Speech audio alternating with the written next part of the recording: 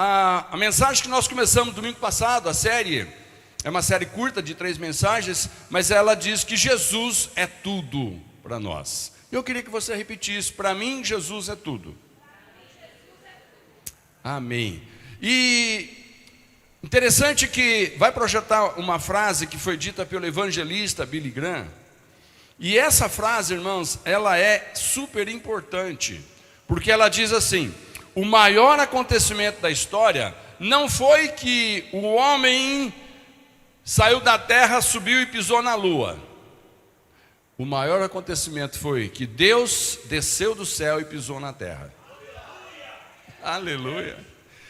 O significado disso é grande demais.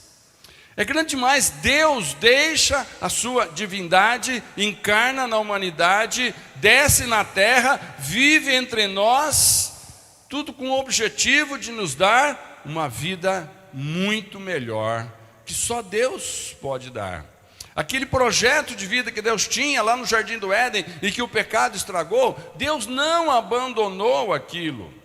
Deus não desistiu de fazer com que o homem, a sua criatura, a sua imagem e semelhança, só porque o pecado entrou no mundo por um descuido, por um deslize, Deus não abandonou esse projeto. Por quê? O homem nunca deixou de ser a imagem e semelhança do Criador. Só que, ao longo dos séculos, Deus foi trabalhando.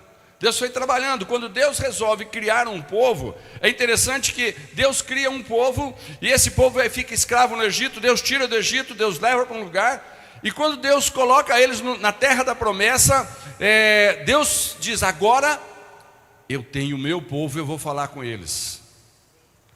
É interessante que a primeira vez que Deus fala com aquele povo se assusta tanto, que eles dizem: não, nós não queremos mais ouvir a voz de Deus, não, essa voz é muito santa demais, essa voz vai nos destruir, nós somos muito pecadores, nós queremos saber de Deus, mas nós não queremos ter contato com o próprio Deus, porque Ele é santo demais.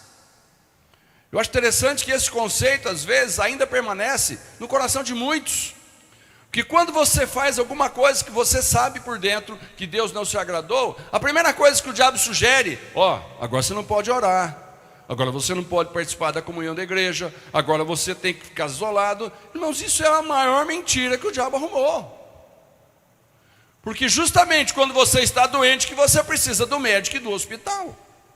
Justamente quando o pecado entra na vida de uma pessoa e faz dela um escravo, que nós precisamos de um libertador e de um salvador. E quando Deus tira o povo do Egito, coloca na terra, Deus fala: agora eu falo com os meus. Porque lá no Egito tinha muitas vozes dos deuses da divindade egípcia. Era Deus com cara de rã, com cara de sapo, com cara de boi, com cara de tudo. Tinha até piolho. E cada uma daquelas pragas que Deus trouxe sobre o Egito foi para humilhar cada uma daquelas divindades que não eram nada. Então, quando Deus tira eles de lá, Deus fala: agora eu vou falar com os meus. Eles ficam assustados. E olha, irmãos, eu quero ler com você aqui Deuteronômio capítulo 18, onde eles chegam e eles falam assim: Moisés, nós não queremos ouvir a voz de Deus. Moisés, negocia aí com Deus para você ouvir e falar com a gente. E eles mesmos pediram que Deus sempre levantasse um profeta. Profeta é aquele que fala, porque ouve de Deus, ele traz uma palavra de Deus para as pessoas. Então Deus começou então, a pedido do povo, a falar com Moisés. E Moisés então reunia e dizia: assim diz o Senhor, e blá blá blá, e falava. Mas aí quando Moisés acabasse, Deuteronômio capítulo 18, diz assim o Senhor, no verso 18: levantarei do meio dos seus irmãos um profeta como você, porei as minhas palavras na sua boca, e ele lhes dirá tudo o que eu lhe ordenar. Aleluia. Então, no Velho Testamento, o profeta era aquele que ouvia de Deus e trazia para o povo. Isso é o Velho Testamento, porque o povo pediu. E é interessante, irmãos, que isso perdurou por séculos até Jesus.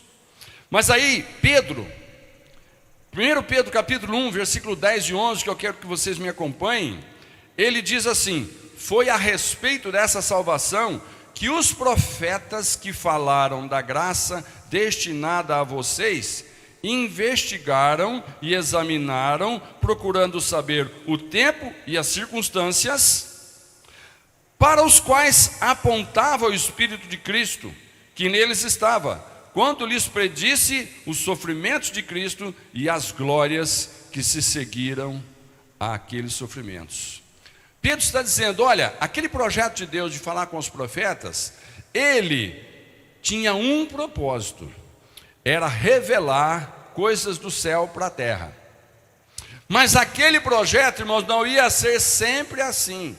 Ia chegar um momento que Deus ia parar com essa etapa, porque a nova etapa ia iniciar quando o seu filho desceria do céu, assumiria um lugar como homem, receberia de Deus. Não, ele é o próprio Deus. Irmãos, todos os profetas recebiam de Deus e passavam ao povo. Jesus não, é o próprio Deus falando com o povo. Você entendeu a maravilha da transição do Velho para o Novo Testamento? Você entendeu que no Velho Testamento homens ouviam e homens falavam? O que significa? Homens se enganam e homens se tornam enganadores. Mas o Senhor Jesus, o próprio Deus, nos amou tanto que deu a sua própria vida, saiu da condição de divindade, ocupou a posição de humanidade, se tornou homem como nós e abriu a sua boca, um Deus falando. Todos os profetas, quando abriam a sua boca, era um homem falando em nome de Deus. Quando o Senhor Jesus abria a sua boca, era o próprio Deus falando. Agora olha que interessante, quando o povo pediu para Deus falar através de profetas, surgiu aquele negócio, e quando Moisés morrer, aí Deus fala, eu vou sempre levantar alguém no lugar dele, fica tranquilo, ok? Ok, agora Deus acabou com a fase de falar com homens, para o homem trazer recado, e colocou Jesus para falar direto com você. Mas Jesus morreu. E agora? Jesus ressuscitou. E agora? Ele chegou ao céu e falou, Pai, não dá para deixar agora os nossos filhos, os meus filhos, os teus filhos na terra sozinhos, porque lá também tem o diabo. O Espírito Santo de Deus vai fazer morada em cada coração, de modo que não vai precisar levantar mais nenhum homem substituto de Jesus, representante de Jesus na terra. Não vai precisar levantar ninguém dizendo aqui alguma coisa, porque Deus trouxe uma revelação. Não, o próprio Espírito Santo desceu no dia de Pentecostes, assumiu a posição de Jesus como Deus na terra, falando no nosso coração. Isso significa, irmãos, que quando nós precisamos ouvir de Deus, fala com o seu coração, com o Espírito Santo que habita em você, e você vai ouvir uma direção diretamente do trono dos céus para o seu coração na terra. Não existe mais intermediário. Aleluia. Olha para a pessoa do lado e fala assim, meu único intercessor está no céu. O nome dele é Jesus. Aleluia.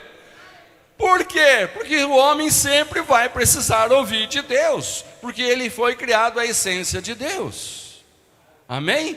Então não tem mais essa de vamos ouvir o profeta, tem um fulano que é profeta. Irmãos, é tudo profetice, profetada, coisa humana, coisa tentando negar a evolução das coisas que Deus fez. Quando Deus acaba, encerra o período dos homens ouvindo de Deus falando para a terra, e ele fala, agora eu mesmo estou na terra falando no coração dos homens.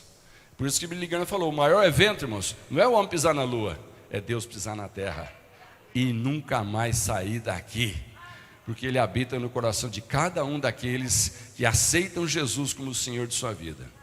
É interessante que no momento que você aceita Jesus, a Bíblia diz que você nasce de novo. E todo nascido de novo, irmãos, precisa de um alimento agora do céu.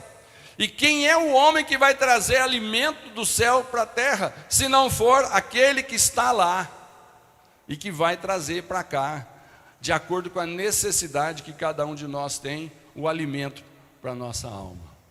Amém? Eu quero ler também Hebreus capítulo 1, verso 1 e 2. Olha o que o autor de Hebreus disse sobre Jesus. Há muito tempo, Deus falou muitas vezes e de várias maneiras aos nossos antepassados por meio dos profetas. Mas nesses últimos dias, falou-nos por meio do Filho, a quem constituiu herdeiro de todas as coisas e por meio de quem fez o universo. Aleluia. Aqui, o autor de Hebreus está dizendo, Deus sempre falou através de profeta, mas agora acabou. Porque Ele mandou o Filho. Então, Jesus é tudo. Repete essa frase, irmão. Jesus é tudo. E é interessante que antigamente os profetas diziam, olha, eu estou trazendo uma palavra de Deus para você. Só que a Bíblia agora diz que Jesus é a palavra. Sabe o que significa isso? Uma coisa é alguém repetir, olha, eu ouvi de Deus e eu estou falando que eu ouvi de Deus. Outra coisa é o próprio Deus falando com você. A Bíblia diz, João 1:1, acompanhe na projeção. No princípio era aquele que é a palavra. Ele estava com Deus e era Deus. E aonde que está essa palavra que estava com Deus no princípio, onde que está hoje? Se você aceitou Jesus, pode pôr a mão no seu coração e falar, está aqui. Amém? Aonde que está essa palavra que os profetas ouviam e traziam o recado? Hoje ela está dentro de você. Aleluia. E ela vai produzir, claro, resultado. João capítulo 4, versículo 25. Irmãos, nós vamos ter aqui, mais uma vez, Jesus honrando as mulheres. Domingo passado, nós vimos que a mensagem foi que a missão de Jesus, uma das 3 missões que nós estamos falando nessa série, a primeira foi que Jesus veio para ser um rei de amor. É isso? Jesus escolheu uma mulher para mostrar que agora ele era o rei de amor. Quando essa mulher foi pega no adultério e a lei dizia, mata a pedradas. E Jesus a perdoa e diz, não, isso era antigamente. Aquilo que os profetas disseram, olha, Deus mandou matar, eu estou dizendo, vai, não peques mais, porque eu te amo, você muda de vida, eu te uso, eu te transformo, e você vai glorificar o Pai aqui na terra. Então, irmãos, para aquele que aceita Jesus, você simplesmente está tendo dentro de você um rei de amor. Não é gostoso saber disso? E agora, o que vai acontecer nessa segunda etapa? Nós vamos começar a ouvir agora a voz de um profeta, que é o próprio Deus. Não é mais profeta. Então essa segunda parte, Jesus vai escolher também uma mulher para dizer, a promessa se cumpriu. Eu sou o profeta da promessa. Vamos ler juntos João capítulo 4, versículo 25. Aqui, irmãos, é o final, onde é o grande finale, né? O diálogo de Jesus com essa mulher resultou nessa declaração de Jesus, que para nós, irmãos, é o que faz toda a diferença. Olha que coisa linda. Disse a mulher, eu sei que o Messias chamado Cristo está para vir. Quando ele vier, explicará tudo para nós. Então Jesus declarou para aquela mulher, eu sou o Messias, eu que estou falando com você. Irmãos, aquela mulher, ali na beira do poço que Jesus abordou-a, ela simplesmente falou, nós todos sabemos que Deus falou que vai mandar o Messias. E quando ele vier, as coisas todas vão mudar. Jesus falou assim, você está de frente para ele. Eu sou o profeta da promessa, que todos estavam aguardando, e cada vez que nascia um profeta, alguém falava, será que é esse? Não, não é. Será que é esse? Não, não é. Aí vem Jesus, é esse. Aleluia. Você não vibra com isso, irmão? Jesus é o último profeta, homem, que Deus manda para falar com o homem. Depois de Jesus, Deus não precisou levantar nenhum outro homem para trazer uma palavra dele ao coração das pessoas, porque Jesus é o próprio Deus, é a própria palavra, é o Verbo encarnado, é aquele que habita entre nós, dentro de nós, e embora Ele está hoje no céu trabalhando como nosso intercessor, Ele enviou o Espírito Santo para continuar falando do Pai para nós, através do Espírito Santo. Maravilhoso, irmãos. Jesus, o último profeta, porque agora é Deus na terra falando diretamente com a gente. E uma mulher que recebeu essa confirmação. Por isso que eu amei quando eu vi as irmãs se mobilizando. 12 meses, cada mês um tema, abençoando o coração das irmãs. Homens, nós vamos ser muito abençoados com as esposas aqui. Eu até sugiro que você venha para trazer a sua esposa, porque o que ela vai receber aqui, você não imagina o benefício que vai trazer dentro do seu lar, né? E você também, por outro lado, vai estar sendo abençoado, porque você vai voltar cheio também. Sabe o que vai acontecer? Vocês vão ter sobre o que conversar durante a semana em casa. Oh, aleluia. Vai acabar aquele negócio, o culto das mulheres hoje foi longe, hein? Eu vou ficar com as crianças? Não. Ela recebe, você recebe.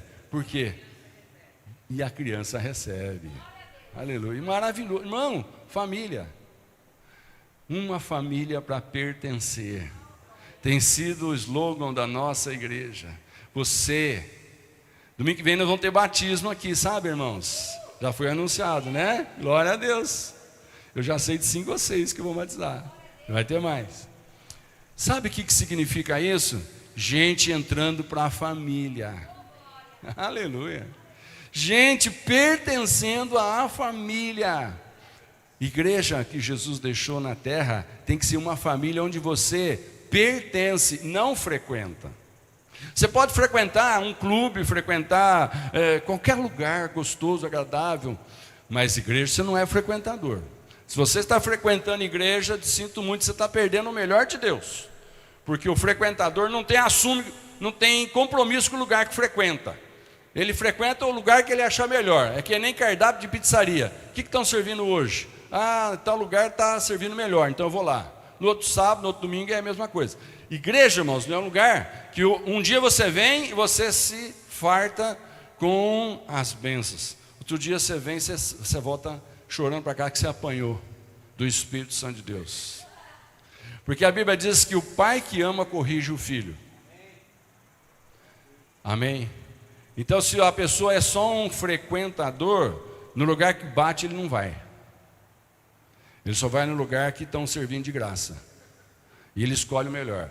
Mas na família tem o dia da festa e tem o dia da correção. Então, por isso que nós adotamos o slogan, uma família para pertencer. Quantos pertencem à família? E domingo tem gente mais entrando para a família. Vamos aplaudir o Senhor. Aleluia. Glória a Deus por isso. Eu quero dizer bem rápido para você 3 coisas que eu vejo nessa palavra que Jesus trouxe para aquela mulher. A primeira delas é que Jesus, como profeta da promessa, primeira coisa, posso falar? O profeta da promessa, ele veio anunciar as boas novas de salvação para todos. O profeta do Velho Testamento falava para os judeus. Quem não é judeu, não é para mim. Jesus veio anunciar as boas novas de salvação para todo aquele que nele crê, não importa a sua raça, a sua cor, o país que mora. Amém, irmãos? Coisa maravilhosa, não era assim. Era assim, era só quem tinha nascido na descendência de Abraão, que Deus tinha no Velho Testamento uma aliança com Abraão. Mas agora Jesus falou, não, agora não é aliança mais com o homem, é aliança com Deus. E Deus é o Criador de todos. Aleluia. João capítulo 4, versículo 1 a 4, vamos ver aqui, vamos ler um pouquinho essa história, né? Eu falei o final da história, que Jesus falou para ela quem ele era, mas vamos ver como é que surgiu essa revelação de Jesus para essa mulher. João capítulo 4, verso 1 a 4 diz que os fariseus, eles ouviram falar que Jesus estava fazendo e batizando mais discípulos do que João, embora não fosse Jesus quem batizasse, mas os seus discípulos. Quando o Senhor ficou sabendo disso, saiu da Judeia, diga Judeia, voltou uma vez mais para Galileia, diga Galileia. Saiu da onde? Foi para onde? Isso. Mas era-lhe necessário passar por Samaria. Irmãos, sabe o que significa? Jesus que tinha que sair de um lugar e ir para o outro. Sabe por quê? Ali, irmãos, na Judeia, Jesus estava sendo muito perseguido pelos fariseus. Os fariseus eram aqueles religiosos que achavam que eles eram os herdeiros da promessa de Deus. Eles achavam que eles é que tinham que falar de Deus para as pessoas. E de repente surge Jesus. Eles tiveram dificuldade de aceitar que Jesus estava acabando com esse lance de homem profeta falando de Deus para as pessoas. Jesus estava dizendo, agora é eu, o próprio Deus falando com vocês. Então os fariseus ficaram muito bravos, porque eles perceberam que eles iam perder o ofício, eles iam perder a posição, eles iam perder até o respeito do povo, porque agora as pessoas diziam, não, eu não tenho mais que andar por boca de homem, agora eu vou andar com o próprio Deus. Então os fariseus se levantaram contra Jesus e até fizeram com que ele fosse morto, achando que a morte de Jesus ia acabar com tudo, né? Lê do engano, não acabou, pelo contrário. Então, Jesus falou, eu vou sair da Judéia, eu vou para Galileia, mas ele escolheu passar por Samaria. Mas deixa eu te falar uma coisa, ele não precisava passar por Samaria. O caminho mais curto não era Samaria, era o caminho mais longo. Existia um caminho pela Pérea que era bem mais fácil, era bem mais prático. Os próprios discípulos disseram, Senhor, mas o Senhor vai para Galileia passando por Samaria? Sim, é mais longe. Olha, alguns problemas que nós vamos ter, Senhor, se o Senhor for passar por Samaria. Primeiro, nós vamos encontrar a questão racial. O que tem em Samaria? Samaria tem pessoas que são judeus, creem num Deus só, mas lá também moram pessoas que são gentios, que creem em outros deuses. E eles convivem naquela sociedade e é uma confusão, porque um fica acusando o outro. Não, o meu Deus que é o bom, não, o seu Deus que é o bom. Senhor, nós vamos entrar no meio daquele povo, vai dar confusão. Jesus falou, não tem importância, nós vamos passar por isso. Uma outra questão, a questão religiosa. Os deuses da Babilônia, irmãos, eles não eram adorados pelos judeus, é só pelos gentios, né? Então isso causava conflito religioso. Sabe aquele negócio que o país tem que ser laico, ou seja, todas as religiões têm direito de levantar o seu altar, ter o seu Deus, ter o seu lugar? Ok, Samaria era assim. Ninguém podia falar nada, porque todo mundo tem direito de crer no que quer aqui e falar do que quer aqui. Então, Jesus ia enfrentar essa dificuldade. Uma outra dificuldade é a questão geográfica. Tinha um caminho mais curto, né, que era passando pela Pérea, como eu já disse. Uma outra dificuldade era a necessidade física, que era necessário beber água. Irmãos, olha que interessante, para beber água, existem filetes de água que fluem em abundância ali pelos flancos das montanhas, disponíveis no percorrer do caminho. Então não tinha essa de, olha, nós vamos passar por Samaria, porque lá tem um poço, e nós vamos precisar chegar nesse poço para tomar água. Não, pela Pérea, na beira do caminho embolotava filetes de água. Jesus, mesmo assim, o senhor vai por Samaria? Vou por Samaria. E a questão do horário? Senhor, nós vamos chegar lá com sol quente, meio-dia. Meio-dia não é hora de ter ninguém na beira do poço. E nós precisamos que tenha alguém na beira do poço, porque nós não temos a vasilha e nem a corda para pegar a água. Então, se a gente chegar lá e não tiver ninguém, nós não vamos tomar água.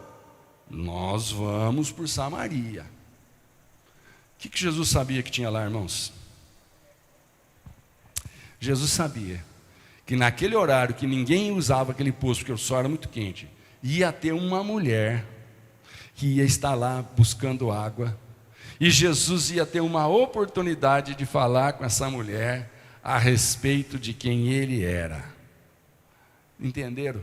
Porque muitas vezes algumas coisas dão volta na nossa vida. Entendeu? Porque algumas coisas não são o caminho mais curto. Você fala, Senhor, mas está demorando para acontecer isso, né? Tem um meio mais simples, mais fácil. Muitas vezes a gente erra porque a gente escolhe um atalho. O atalho, irmão, pode ser mais fácil, mais curto, chegar primeiro, mas no atalho, irmão, não há garantias de que existe segurança, existe condições ideais. O atalho é um risco, ok? Então muitas vezes nós precisamos dar uma volta maior porque Deus tem um projeto. E o projeto de Jesus dar essa volta maior, passando por Samaria, enfrentando tudo isso, é que ali tinha uma mulher que estaria anunciando que Jesus era o profeta de Deus, conforme prometido na palavra de Deus. Jesus era o profeta da promessa. Eu quero ler João 15,16, onde o próprio Jesus disse assim: vocês não me escolheram, mas eu os escolhi para irem e darem fruto, fruto que permaneça, a fim de que o Pai lhes conceda o que pedirem em meu nome. João capítulo 1, verso 14 diz que aquele que é a palavra tornou-se carne e viveu entre nós. Nós vimos a sua glória, glória como o do unigênito vindo do Pai, cheio de graça e de verdade. Irmãos, nós sabemos que Jesus veio para ser quem tinha que ser, a boca de Deus para o povo, mas Jesus também veio para mostrar que todo aquele que nele crê, quando se torna filho de Deus, precisa ser imitador de Deus. E Jesus veio, uma das coisas que ele veio fazer, renunciar à sua própria vontade. Fala para o irmão do lado, ser cristão é ser alguém que renuncia. Irmão, você tem renunciado a algumas coisas para manter a sua fé em Jesus? Sabe, às vezes tem que renunciar a alguns usos e costumes, alguns hábitos que o sujeito tinha quando terminava o serviço. Ele passava num lugar, num barzinho, tinha ali um grupo de pessoas, ele fazia algumas coisas, de repente ele agora eu sou um filho de Deus, não fica bem eu estar sentado num lugar, tomando alguma coisa, participando de alguma coisa, eu ir em algum lugar com alguém, não dá certo. Por quê? Porque agora eu sou um embaixador do céu na terra, porque Jesus foi isso, e eu sou imitador dele. Então, irmão, ser um cristão é ser alguém disposto a renunciar, ok? E aí nós vemos Filipenses capítulo 2, versículo 5, que o apóstolo Paulo está falando para aqueles irmãos, pega para mim e para você. Seja a atitude de vocês a mesma de Cristo Jesus, que embora sendo Deus, não considerou que o ser igual a Deus era algo que devia apegar-se, mas esvaziou-se a si mesmo, vindo a ser servo, tornando-se semelhante aos homens. Aleluia. Então, meus amados, o profeta da promessa, ele veio nos resgatar de uma vida sem propósito. Ele veio resgatar de uma vida sem propósito. E o processo de resgate, a parte dele está feita, a nossa parte precisa ser feita. Essa nossa parte é saber que ele veio trazer a notícia de que a salvação é para todo aquele que nele crê. Mas aquele que nele crê precisa fazer o que ele fez. Ele renunciou o céu, veio para a terra. Nós vamos às vezes ter que renunciar a algum conforto e comodidade humana, hábitos e costumes humanos, pessoas e até diversões. Por quê? Não é mais para você. Pode dar um glória a Deus? Aleluia. Segundo ponto, 3, né? Segundo ponto, esse Jesus, profeta da promessa, ele trouxe salvação para nós. Eu quero que você diga: ele trouxe salvação para mim. Esse profeta prometido que viria, veio para me salvar. Aleluia. Agora, o que as pessoas dizem de Jesus hoje? Muita coisa. Mas quer saber o que eles diziam de Jesus naqueles dias? Para as multidões, aquele profeta que veio para substituir os outros, foi apenas um homem que realizava milagres. Olha, nós sempre tivemos profetas aqui, mas agora veio um aí chamado Jesus. Você precisa de ver que milagre ele faz. Ele cura cego de nascença, ele faz paralítico andar. Gente, ele ressuscita mortos. Gente, ele cura leprosos. Era isso que falavam de Jesus. Nós nunca vimos um profeta desse. Eita, esse profeta é porreta. Era isso que o povo dizia sobre Jesus. E os fariseus? Fariseus eram aqueles religiosos que eu disse para vocês que eles tinham medo de perder o ofício. Ah, esse cara é um blasfemo. O que é um blasfemo? É aquele que diz coisas contra Deus. Coisas absurdas, não é possível ser de Deus. E os romanos eram o povo que governava naqueles dias, o povo de Israel, né? Israel estava debaixo do jugo romano. Eita, esse Jesus é um agitador. Rapaz, estava tão bem aqui, tranquilo, agora surgiu um tal de Jesus aí, aonde ele vai tem que mandar uma guarda nacional de segurança, porque ele faz um motim. O povo está tudo bem, de repente, junta um, fica uma multidão. E é interessante que aonde esse cara vai, todo mundo vai atrás. E nós temos que mandar o soldadesco atrás, porque, irmãos, você nunca viu a Bíblia falar que aonde Jesus estava, no meio da multidão, tinha quebradeira, quebra-quebra, tinha vandalismo, não tinha. Tinha milagres, tinha multiplicação de pão, tinha ordem, tinha limpeza, tinha tudo de bom. Amém? Mas as autoridades tinham que encontrar alguma coisa para dizer a respeito de Jesus. É um agitador, cuidado com ele. E o povo da cidade de Nazaré? Nazaré foi a cidade onde Jesus foi criado. Ele nasceu lá em Belém, mas foi criado em Nazaré porque era a família dele que morava lá. Lá em Nazaré, o que eles diziam? Ah, ele é filho de José, filho de Maria. A gente brinca com ele, bolinha de gude aí na rua. A gente joga umas peladas junto. Ah, esse daí? É. Aí a Bíblia diz que lá em Nazaré, por causa dessa fama que Jesus não era reconhecido como o profeta que desceu do céu para ser o substituto dos profetas, ninguém viu milagres maravilhosos. A Bíblia diz que Jesus não pôde fazer em Nazaré muitos milagres. Por quê? O povo não acreditava nele. Ah, é o filho de José. Mas para Pedro e para algumas pessoas mais, quem era Jesus? É o Filho de Deus, é o Filho de Deus, é o Cristo, Filho do Deus vivo. Amém, queridos? Eu quero ler para você uma frase do C.S. Lewis, que diz o seguinte. C.S. Lewis é um escritor, né? Teólogo também. Olha só, vai projetar, me acompanha. Não há necessidade de provarmos se Jesus é Deus ou não. Tudo o que temos de fazer é descobrir se ele é um lunático ou um mentiroso. Amém? Lunático ou mentiroso. Se ele não for nenhum nem outro, ele deve ser o Filho de Deus. Olha que palavra. Olha que palavra. Olha, nós temos que pensar sobre Jesus o seguinte: ele é um lunático mentiroso ou ele é o Filho de Deus? Bom, se for mentiroso é mais um. Mas se for o Filho de Deus, não rejeita o Filho de Deus.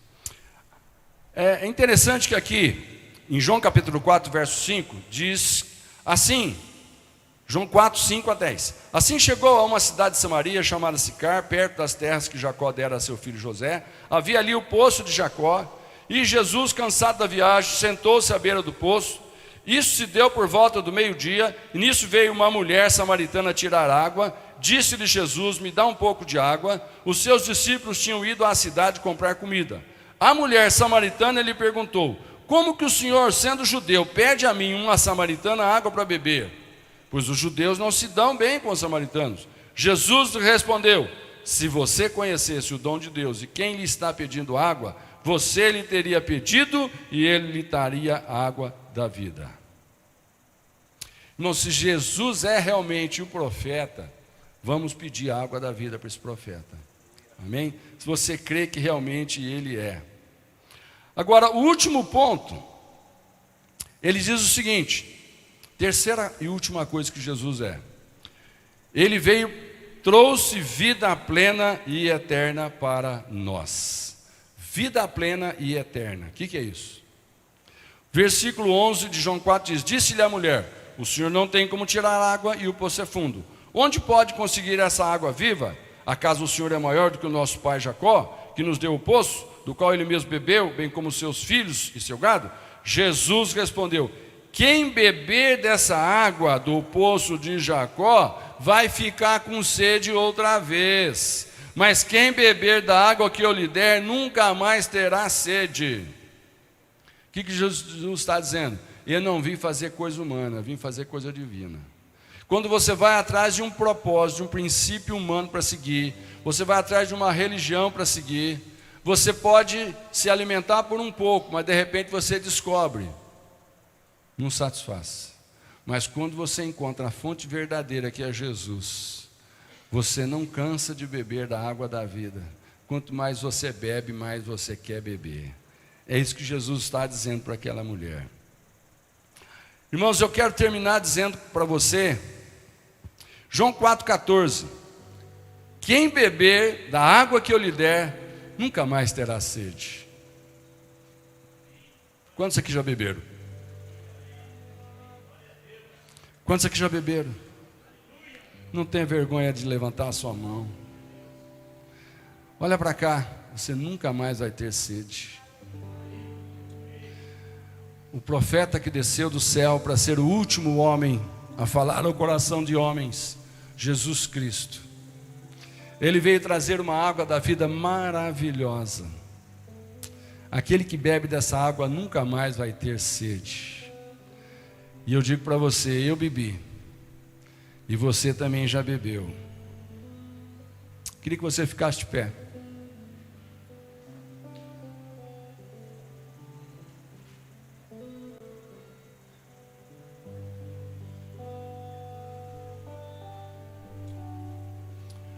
Mas olha que coisa interessante.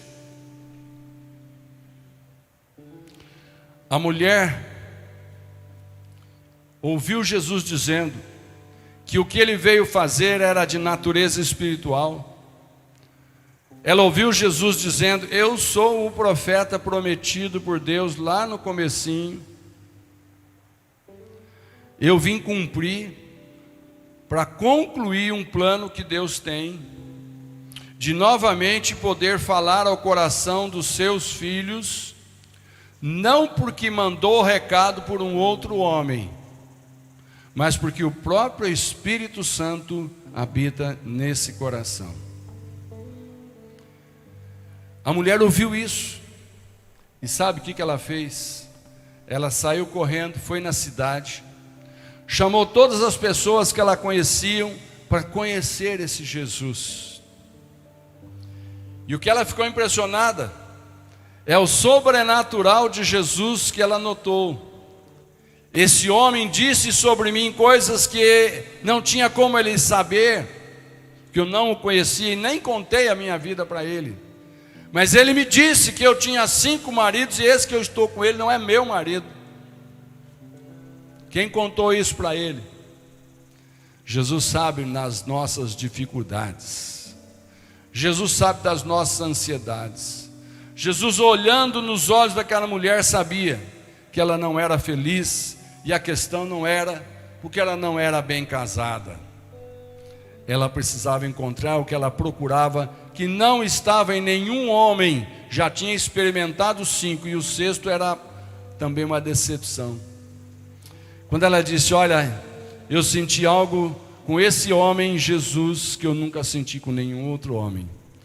E a população toda foi, e quando eles chegaram, eles viram Jesus, eles ouviram de Jesus, eles chegaram à mesma conclusão que a mulher chegou. E aí, irmãos, o último versículo, João 4,42, eles vão dizer para ela: agora nós cremos, não somente por causa do que você disse, pois nós mesmos o ouvimos e sabemos que este é realmente o Salvador do mundo. Aleluia. Coisa linda sobre Jesus, não é que você acredita porque alguém contou, você acredita porque você sente. Põe a sua mão no peito agora. Eu quero orar com você, para que você se sinta amado por Deus agora. Pai, em nome de Jesus, eu sei que o amor de Jesus, Ele é o Rei do amor, que gostoso saber disso, mas Ele é também o profeta da promessa, de que o Senhor haveria de descer dos céus, vir para a terra, habitar entre nós e eternamente estaria conosco. Pai, obrigado porque cada um que já entregou o seu coração, a sua vida a Jesus, está agora de posse eterna, de uma alegria tão grande, de uma paz tão grande, de soluções inusitadas que virão do próprio céu. Senhor, que nós possamos sempre sentir a presença do Espírito Santo habitando entre nós. Eu declaro agora sobre a tua igreja, os meus irmãos aqui presentes, que nós temos esse profeta Jesus, o Cristo vivo, habitando em nós. E nós estamos aqui hoje para dizer, muito obrigado, Pai, porque nós somos testemunhas, porque nós mesmos vimos e sentimos, como aquele povo disse para a mulher, com nossos próprios olhos e o coração, a presença gostosa do Espírito Santo em nós. Amém? Amém? Glória a Deus, glória a Jesus, aleluia. Nós vamos ter um momento de adoração agora. Eu gostaria que você não apenas encerrasse esse momento, porque acabou a palavra, mas que você agora tivesse um tempo meditando no que você acabou de ouvir. Os irmãos vão estar cantando, vão estar louvando, vão estar adorando, justamente para que nesse momento você continue mais um pouquinho nessa presença gostosa de Jesus.